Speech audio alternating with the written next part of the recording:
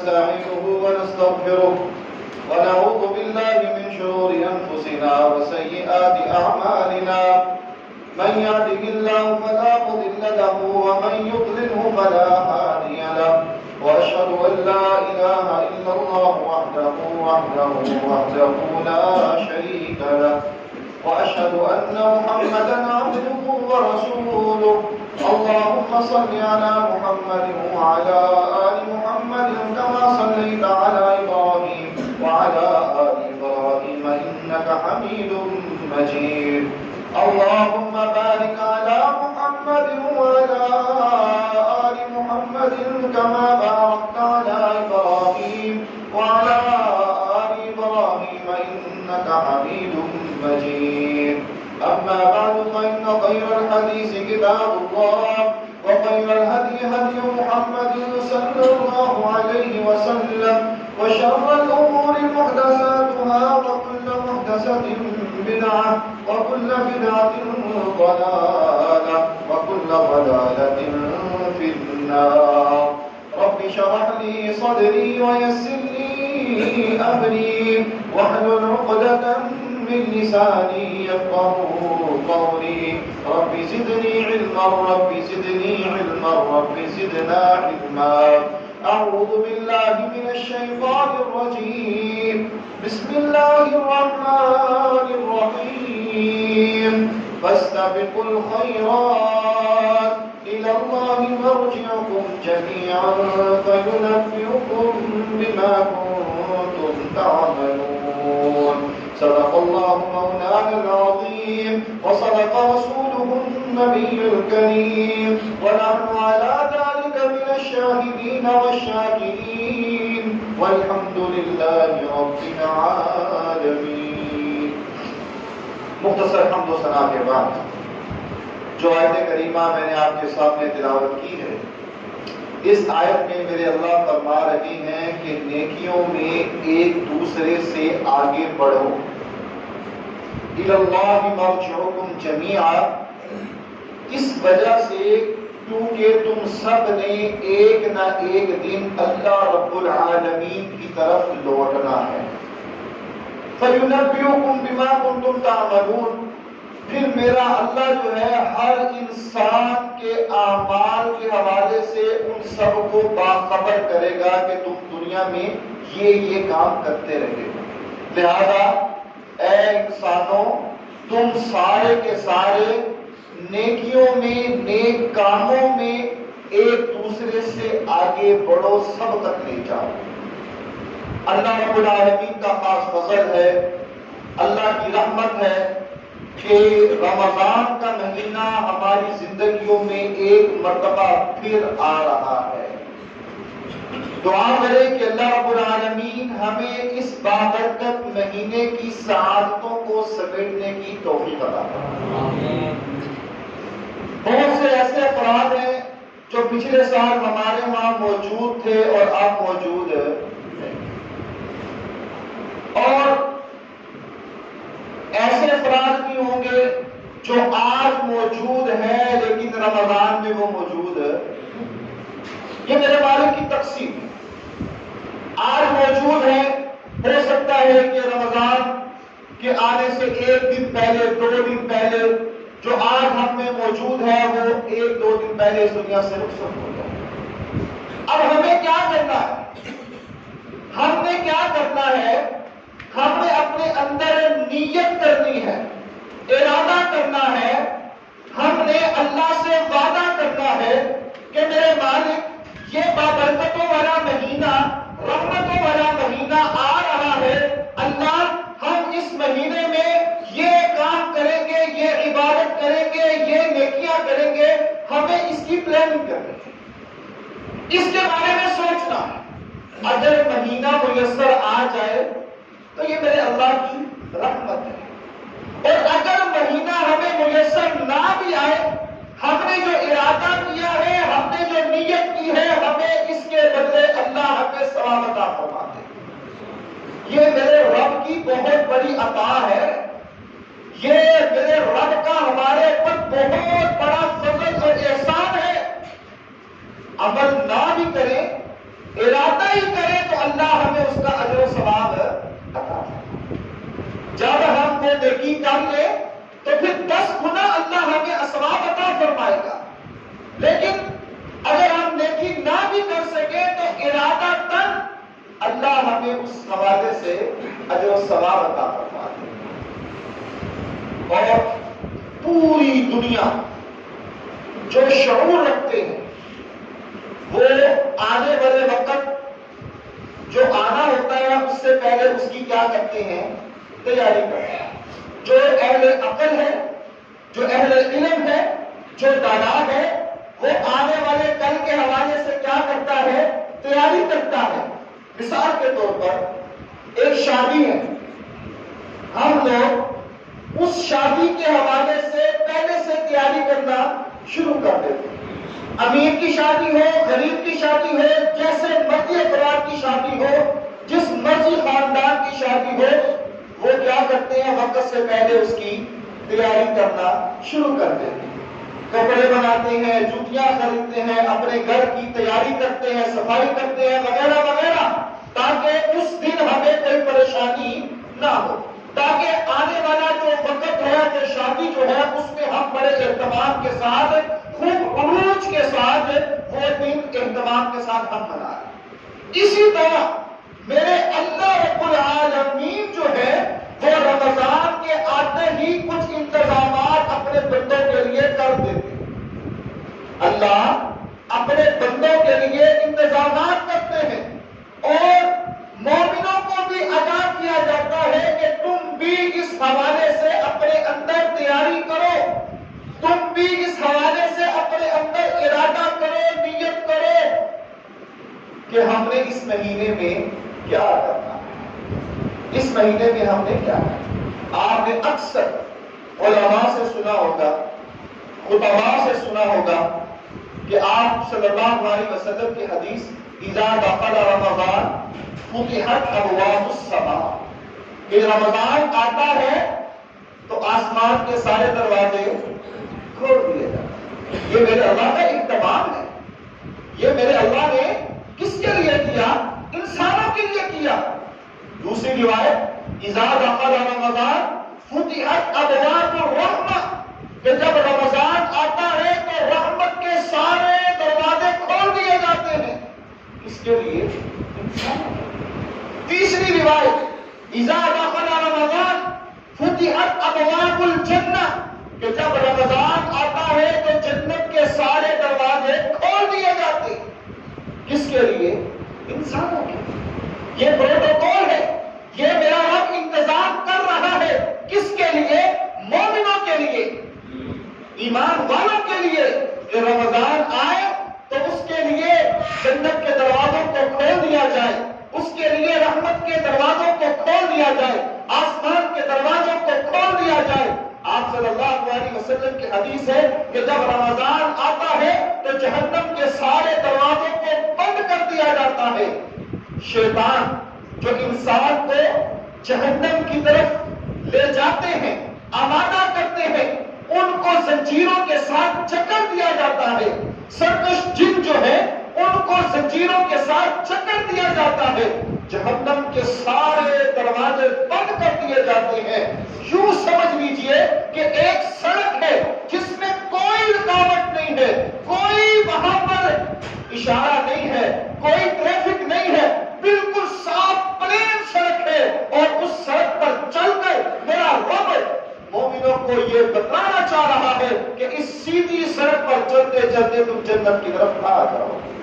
اور ایک فرشتہ میرے رب نے مقرر کیا، یا باغی الخیر اقبل ویا باغی الشر اقصر۔ فرشتہ پکارتا ہے، اے رحمت کے امیدوار، اے نیکی کو تلاش کرنے والے، اے جنت کو حاصل کرنے والے، یا باغی الخیر اقبل۔ یہ رحمت والا مہینہ، یہ برکتوں والا مہینہ، یہ خزانوں والا مہینہ، یہ اللہ کی رحمتوں والا مہینہ آ گیا ہے۔ تو جنت کو حاصل کر لے، اپنے رب کو منا لے، اپنے گناہوں کی معافی کروا لے۔ یا باغی الخیر اقبل، فرشتہ منادی کرتا ہے، فرشتہ پکارتا ہے۔ وَيَا بَاغِيَ الشَّرِّ أَقْصِرْ، اور فرشتہ پکارتا ہے اے گناہ کرنے والے، اے گناہ کا ارادہ کرنے والے، اے گناہ کی دلدل میں دنسنے والے، گناہ سے بچ جا، گناہ سے دور ہو جا۔ میرے رب نے جہنم کے دروازوں کو بند کر دیا ہے، میرے رب نے ان شیطانوں کو چکر دیا ہے، میرے رب نے ان جنوں کو چکر دیا ہے۔ آج کوئی تجھے جہنم کی طرف لے جانے والا باقی نہیں رہا۔ رب کی رحمتیں جوش مار رہی ہے، رب کی رحمتیں عروج پر ہے، رب پکار کر کہہ رہا ہے یا باغی الخیر اقبل، آ جاؤ، نیکی کرو اور جنت کماؤ۔ خوش نصیب ہوں گے وہ لوگ جو اس بابرکت مہینے کو پا کر اپنے رب کو منائیں گے۔ خوش نصیب ہوں گے وہ لوگ جو اپنے رب کو منا کر جنت کے حقدار بن جائیں گے، اور بد نصیب ہوگا وہ شخص، بد نصیب ہوگا وہ انسان کہ جس کی زندگی میں رمضان آئے اور وہ اپنے رب کو منا نہ سکے۔ اس کے پیچھے کیا ہے؟ سب کچھ تو بند ہے، شیطان بند ہے، جہنم کے دروازے بند ہیں، جنات کو بند کر دیا گیا، جو سرکش ہیں، جو ایمان والوں کو مومنوں کو تنگ کرنے والے ہیں۔ اب منادی منادی لگا رہا ہے، پکارنے والا پکار رہا ہے آ جاؤ۔ اور آج کا مسلمان کیا کر رہا ہے؟ رسول اللہ صلی اللہ علیہ وسلم کی معروف روایت ہمیں ذہنوں میں رکھنی چاہیے۔ آپ مسجد میں آئے، آپ نے 3 مرتبہ کہا آمین آمین آمین، خطبہ دیا یا درس دیا، اس کے بعد صحابہ نے پوچھا یا رسول اللہ صلی اللہ علیہ وسلم آپ اپنی طرف سے تو کوئی عمل کرتے نہیں، آج آپ نے آمین کہا آمین کہا آمین کہا، 3 مرتبہ کہا، اس کی کیا وجہ ہے؟ آپ نے فرمایا جبریل آئے اور انہوں نے 3 بددعائیں کی، اور میں نے بھی اس کے ساتھ آمین کہا کہ واقعتاً وہ انسان جو ہے وہ برباد ہو جائے، وہ بددعا کا مستحق ہے۔ پہلے نمبر پر کیا تھا کہ اگر انسان کی زندگی میں مرد ہو یا عورت ہو، اس کی زندگی میں اس کے پاس والدین جو ہے وہ بوڑھے ہو جائیں اور وہ ان کی خدمت کر کے جنت کو نہ پا سکے، تو آپ نے فرشتے نے کہا، جبریل نے کہا کہ ایسے شخص کے لیے ہلاکت ہے، وہ برباد ہو جائے۔ محمد رسول اللہ صلی اللہ علیہ وسلم نے فرمایا آمین۔ دوسری بات جبریل نے کہی علیہ السلام کہ جس کے سامنے آپ کا نام لیا جائے اور وہ آپ پر درود نہ پڑے، ایسا شخص برباد ہے، ایسا شخص ہلاکت میں ہے، اس کے لیے ہلاکت ہے۔ آپ صلی اللہ علیہ وسلم نے فرمایا ہاں۔ اور تیسرا وہ کہ جس کی زندگی میں رمضان آیا اور وہ اپنے گناہوں کو معاف نہ کر سکا، اپنے آپ کو جنت کا حقدار نہ بنوا سکا، اپنے آپ کو جہنم سے آزاد نہ کروا سکا، جبریل نے کہا ایسے شخص کے لیے ہلاکت ہے۔ آپ صلی اللہ علیہ وسلم نے فرمایا آمین۔ اس روایت سے 2 باتیں ہمیں معلوم ہوتی۔ پہلے نمبر پر کہ جبریل جو ہے علیہ السلام وہ اپنی مرضی سے آپ صلی اللہ علیہ وسلم کے پاس آتے ہیں۔ کس کے حکم سے آتے ہیں؟ اللہ۔ ایک موقع پر آپ نے فرمایا جبریل آ جایا کرو، زیادہ دیر نہ لگایا کرو، زیادہ وقفہ نہ رکھا کرو، مجھے بے چینی ہو جاتی ہے۔ آسمان سے آواز کیا ہے؟ وَمَا نَتَنَزَّلُ إِلَّا بِأَمْرِ رَبِّكَ، یہ تو رب کے حکم سے آتے ہیں، جب رب کا آرڈر ہو تو تب آتے ہیں۔ اب جبریل کس کے حکم سے آئے؟ اللہ۔ اب گویا کہ اللہ کو معلوم تھا کہ جبریل جو ہے یہ بات کرنے جا رہے ہیں، اور جبریل نے 3 بددعائیں کی اور آپ صلی اللہ علیہ وسلم نے اس کے بارے میں آمین کہا۔ تو اس سے یہ معلوم ہو رہا ہے کہ جب جبریل اور آپ صلی اللہ علیہ وسلم بددعا کرتے تو پھر اس انسان کی نجات ہو سکتی، اس کے لیے خیر کے دروازے بچتے، وہ جنت کا مستحق بن سکتا۔ تو میرے بھائیوں رمضان آ گیا، رحمت والا مہینہ آ گیا، اب اسے ہمیں تیاری کرنی ہوگی کہ ہم نے اس مہینے میں کرنا کیا۔ دوسرا، اس روایت سے جو ہمیں سبق مل رہا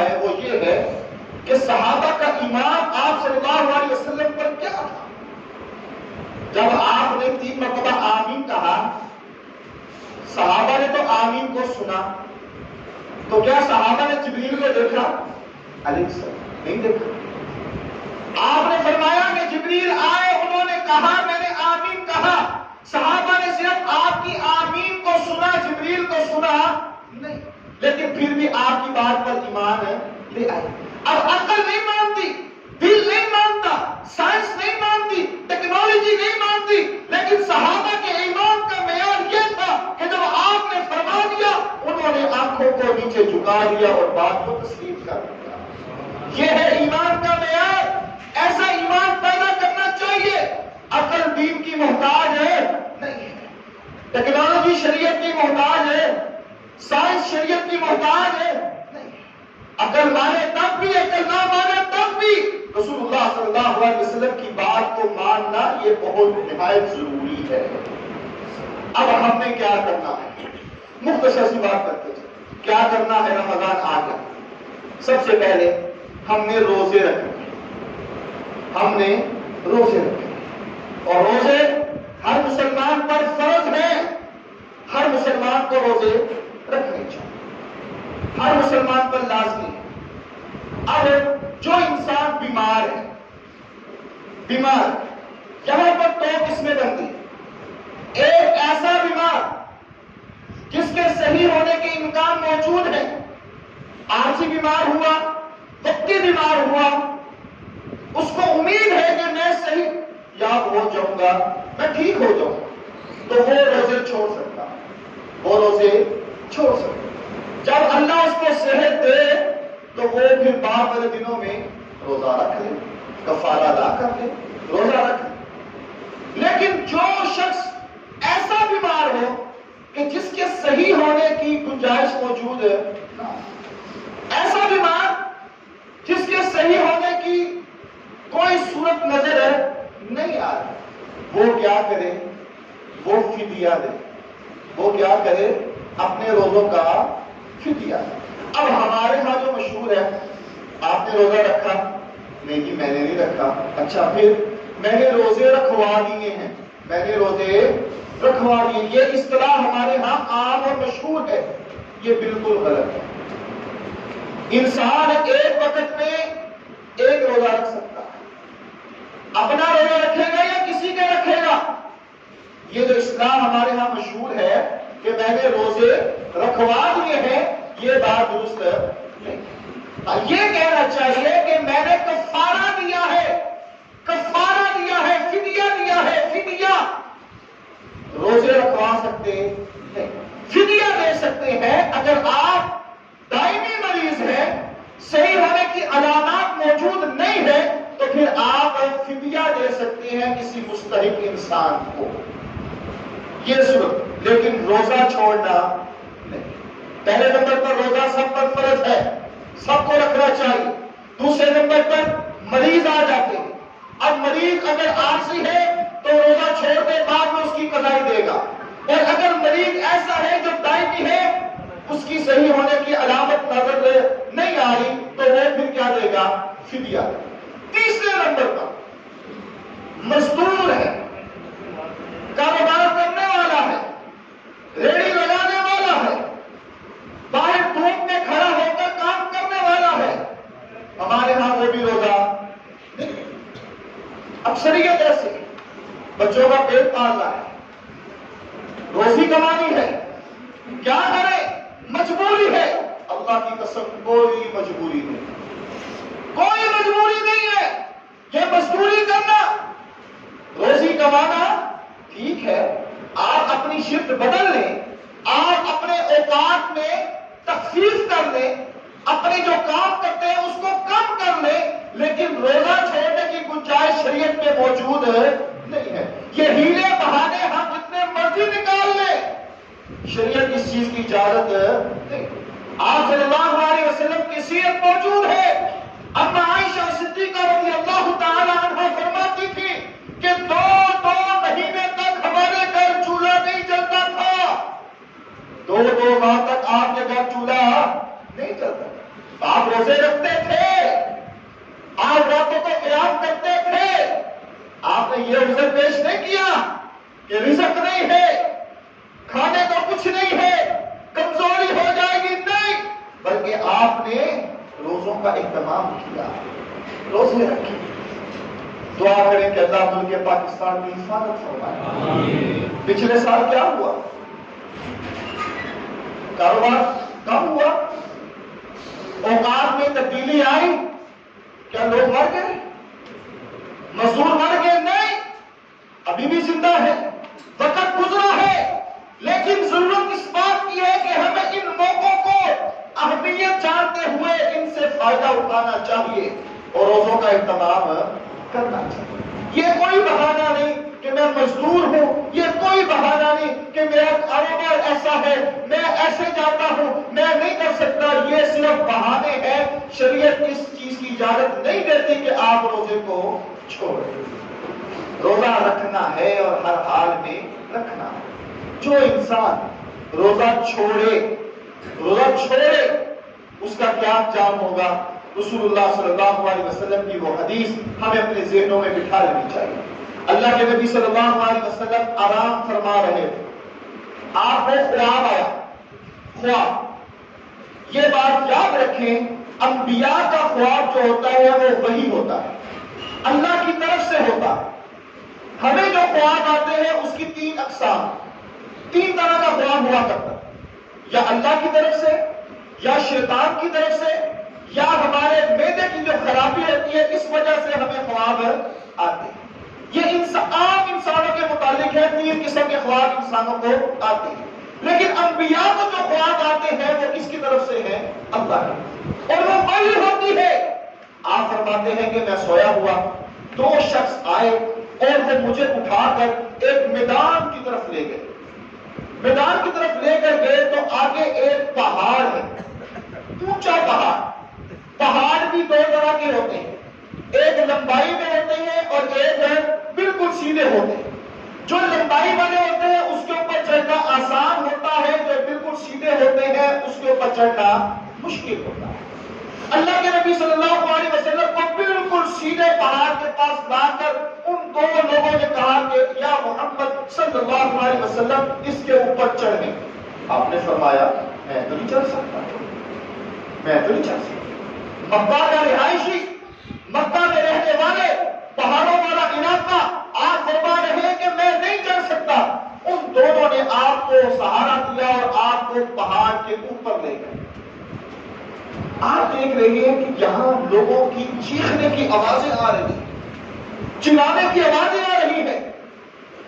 آپ نے پوچھا جبریل علیہ السلام، میکائیل علیہ السلام، یہ چیخ پکار کس چیز کی ہے؟ یہ کون چیخ رہا ہے؟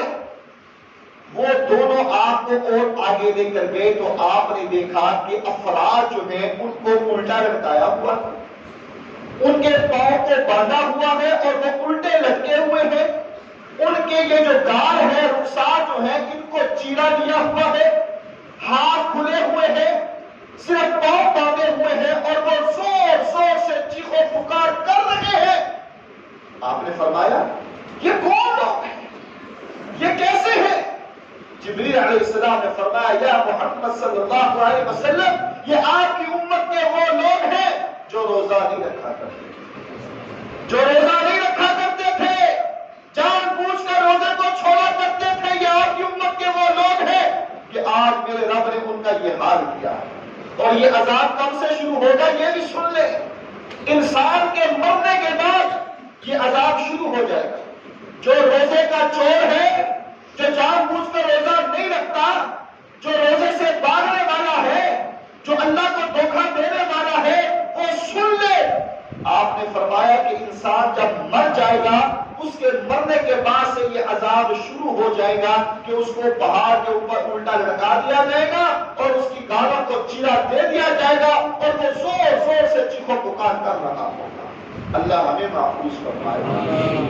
اور جو انسان روزہ رکھتا ہے، روزہ اس حوالے سے دو احادیث بیان کر کر بات ختم کرتا ہوں۔ ایک صحابی آپ کے پاس آئے، آ کر کہنے لگے یا رسول اللہ صلی اللہ علیہ وسلم، میں اللہ پر ایمان لاتا ہوں، آپ کی رسالت پر ایمان لاتا ہوں، نماز پڑھتا ہوں، روزہ رکھتا ہوں، زکات دیتا ہوں، کیا یہ میرے لیے کافی ہے؟ آپ نے فرمایا ہاں تیرے لیے کافی۔ اگر تو ان پر پابندی کرے گا، ان کو اپنائے گا اور اس کے مطابق زندگی بسر کرے گا، تو میرا اللہ قیامت والے دن تجھے انبیاء کے ساتھ، شہداء کے ساتھ، صلحاء کے ساتھ نصیب فرمائے گا۔ تو ان کی صفوں میں کھڑا ہوگا، اس میں یہ بھی شامل ہے روزہ رکھنے والا۔ مسند احمد کی وہ روایت جو مشہور ہے، عام ہے، آپ نے اکثر سنی ہوگی کہ دو انسان اکٹھے مسلمان ہوئے، دونوں جہاد کرنے گئے، ایک شہید ہو گیا اور ایک بچ گیا۔ اب خواب آتا ہے کہ وہ جو شہید ہونے والا ہے اس کا درجہ نیچا ہے، اور جو بعد میں فوت ہوا، عام موت، شہادت والی نہیں، عام موت میں فوت ہوا، اس کا درجہ اونچا۔ کیا ہوا؟ اب شہید یہ بہت بڑا مقام ہے۔ رسول اللہ صلی اللہ علیہ وسلم کی حدیث ہے کہ جب انسان شہادت پاتا ہے، خون کا قطرہ ابھی زمین پر نہیں گرتا، میرا اللہ اس کو جنت میں اس کا محل دکھا دیتے ہیں۔ شہید جو ہے قبر میں اس کو گھبراہٹ ہے، شہید جو ہے قبر میں اس کو عذاب ہے، شہید جو ہے میرے اللہ نے اس کے لیے 72 حوریں بھی رکھی ہیں۔ شہید جو ہے وہ اپنے ساتھ 70 افراد کو جنت میں لے کر جائے گا، وہ افراد کہ جن کے کھاتے میں جہنم کو لکھ دیا جائے گا۔ میرا اللہ کہتا ہے شہید آج میں تجھے اجازت دے رہا ہوں، اپنے خاندان میں سے 70 افراد ایسے نکال لو جو اہل توحید تھے اور گناہگار تھے، جو جہنمی تھے، آج میں اجازت دیتا ہوں کہ تم ان کو نکال لو اور اپنے ساتھ جنت میں لے جاؤ۔ اور جو شہید کو محل ملے گا، رسول اللہ صلی اللہ علیہ وسلم کی حدیث کے مطابق ہے، اس کی 100 منزلیں ہوں گی۔ کتنی منزلیں؟ 100 منزلیں، اور ایک منزل کے درمیانی فاصلہ کتنا ہوگا؟ جتنا آسمان اور زمین کے درمیان فاصلہ ہے۔ یہ مقام کس کو ملے گا؟ شہید کو، شہید کو۔ اور وہ حدیث کہ وہ شہادت کا رتبہ پانے والا، اس کا درجہ نیچے ہے، اور دوسرا انسان جو عام موت مرا اس کا مقام اور مرتبہ شہید سے اوپر ہے۔ کیا وجہ ہے؟ آپ صلی اللہ علیہ وسلم نے فرمایا میرے صحابہ، وہ شہید ہونے والا تو شہید ہو گیا، اب جو باقی اس کا ساتھی بچ گیا تھا، اس کی زندگی میں ایک مرتبہ رمضان آیا، اس نے رمضان کے روزے رکھے، اللہ نے ان روزوں کی وجہ سے اس کو شہادت والے مقام سے بھی اونچا مقام عطا فرمایا۔ یہ مقام کس کو ملا؟ روزے۔ ہماری زندگیوں میں کتنے رمضان آئے اور کتنے باقی ہیں یہ کسی کو پتا نہیں۔ خوش قسمت ہے وہ انسان کہ جس کی زندگی میں یہ دن آ رہے ہیں۔ ہمیں ان دنوں کی قدر کرنی چاہیے، ہمیں ان دنوں کا اہتمام کے ساتھ حق ادا کرنا چاہیے۔ اوقات بنائیے کہ ہم نے ان ٹائموں میں قرآن کو پڑھنا ہے۔ آپ صلی اللہ علیہ وسلم جبریل علیہ السلام سے دور کیا کرتے تھے، اور آخری سال تو آپ نے 2 مرتبہ دور کیا۔ لیلۃ القدر اس رات میں ہے، ہمیں رات کو قیام کرنا چاہیے۔ آپ کا وہ حدیث، آپ کا وہ فرمان عام ہے، من قام رمضان ایمانا واحتسابا غفر له ما تقدم من ذنبه۔ وہ قیام ہو، وہ رمضان ہو، وہ روزے ہو، آپ نے کیا فرمایا کہ جو انسان ایمان کی حالت میں یہ کام کرے گا، اللہ اس کے پچھلے سارے گناہوں کو معاف کر دے گا۔ گناہ لے کر کیوں نہ انسان آئے، اگر اس نیت، اس ارادے سے آئے گا کہ اللہ تو مجھے معاف کر دے، تو میرا اللہ اس کے پچھلے سارے گناہوں کو معاف کر دے گا۔ یہ وقت گزر جائے گا، ہم نے اس وقت کی قدر کرنی ہے۔ یہ دن دوبارہ آئے گا، لیکن یہ چہرے ان دنوں کو پا سکیں گے کہ نہیں پا سکیں گے، یہ میرا اللہ جانتا ہے۔ آج ہمارے رب نے ہمیں موقع دیا، آج ہمارے رب نے ہم پر ایک بار پھر اپنا فضل، احسان اور کرم کیا۔ اس کو غنیمت جانتے ہوئے ہمیں تیاری کرنی چاہیے، اور رمضان کی سعادتوں کو سمیٹنے کی ہر ممکن کوشش کرنی چاہیے کہ اللہ زندگی تو گزر جائے گی، ایسے گزرے جیسے تو راضی ہو جائے۔ یقین جانیے اسی میں ہماری کامیابی ہے اور اسی میں ہماری نجات ہے، اور اسی بات سے ہم انشاءاللہ جنت میں ملا۔